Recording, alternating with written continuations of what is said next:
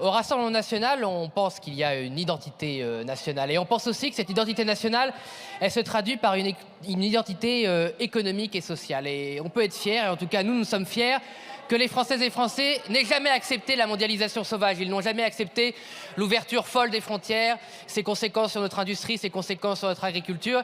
Ils n'ont jamais aussi accepté les conséquences sur les inégalités sociales. Nier la hausse des inégalités sociales, les inégalités de patrimoine, c'est une folie et je ne comprends pas pourquoi ce gouvernement le fait. Il devrait mieux écouter un des membres de sa coalition, à savoir nos collègues du MoDem, qui ont toujours alerté sur la hausse des inégalités sociales et patrimoniales. S'ils avaient écouté le MoDem, la France n'aurait pas connu des épisodes de division comme les Gilets jaunes. Ils auraient dû aussi écouter le Rassemblement national. La taxe Zuckman, elle n'existe pas. La taxe Zuckman, elle n'existe pas. Faire croire qu'il y a 15 milliards de poules aux œufs d'or dans les placards de Bercy, c'est une absurdité. Et d'ailleurs, même le Conseil économique, que vous aimez citer quand ça vous arrange, dit que cette taxe Zuckman, au mieux, fera 4 à 5 milliards d'efforts fiscaux. Et évidemment, il n'y aura jamais une dizaine de milliardaires et qui acceptent de payer un petit chèque à Bercy de 500 millions à 2 milliards d'euros sans partir. Ils partiront et vous n'aurez rien. Et vous avez vendu cela en fait pour justifier la non-censure.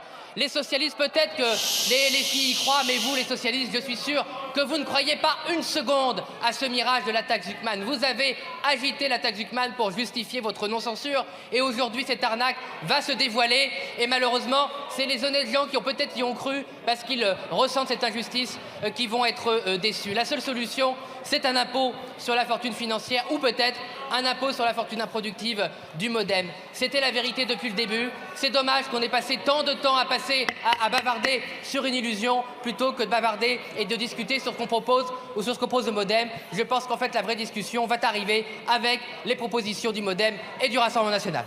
Merci.